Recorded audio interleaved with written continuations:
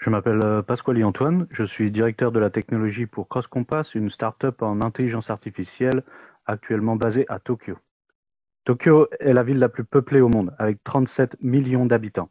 Donc on peut aisément dire que les risques sont réels. En ce moment, nous avons encore une moyenne de 200 nouveaux cas par jour, soit 500 en tout pour le Japon. Nous sortons actuellement de notre seconde vague de pandémie, qui s'est avérée environ 3 fois plus longue et 3 fois plus forte que celle subie en avril. Au pic de cet été, nous avons eu 2000 nouveaux cas en un seul jour à la début août.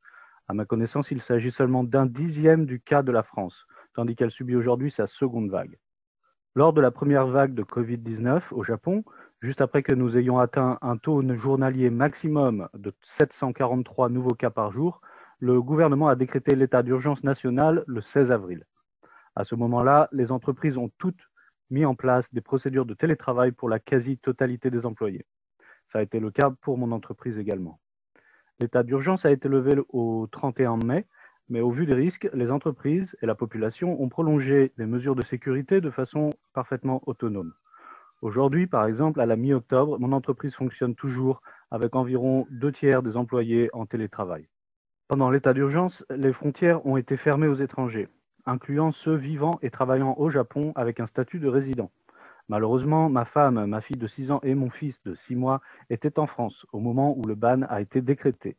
Et donc, ils n'ont plus eu le droit de me rejoindre au Japon.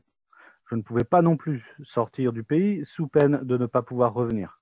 C'est seulement en septembre que le ban s'est enfin assoupli pour les résidents seulement, car les touristes n'ont toujours pas de permis de séjour.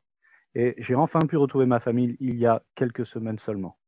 L'état d'urgence a obligé les entreprises à réduire leur activité de façon significative, voire pour certaines à fermer temporairement un ou plusieurs jours par semaine.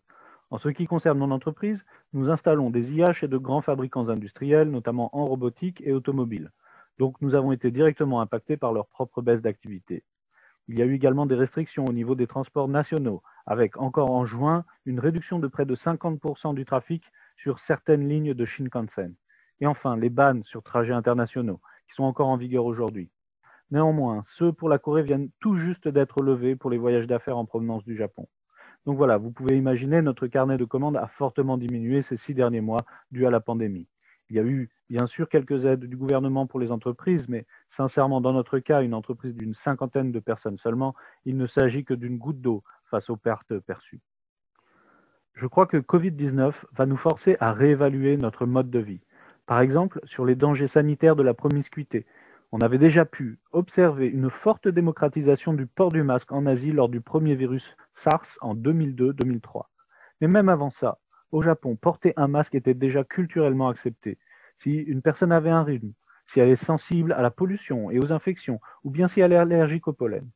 Et maintenant, avec Covid, ce sont 100% des gens qui portent un masque dans le métro, dans la rue et même pendant les meetings au travail. C'est normal. Ça paraît stupide de simplicité, mais tant que les Occidentaux n'accepteront pas le masque de façon culturelle, ils auront toujours 10 fois plus de cas de transmission qu'en Asie pour des maladies de ce type. Un autre changement radical, c'est sur notre mode de travail. Le fait de s'organiser pour permettre le télétravail nous a fait faire un bond de 10 ans dans le futur. Internet, la téléconférence, la réalité augmentée, la robotique, l'intelligence artificielle, ces technologies nous permettent aujourd'hui de travailler à distance. En fait, nous allons pouvoir commencer à nous éloigner les uns des autres et à repeupler les campagnes. Et quelque part, c'est une bonne chose, car cela permettra également de nous mettre à l'abri de futures pandémies.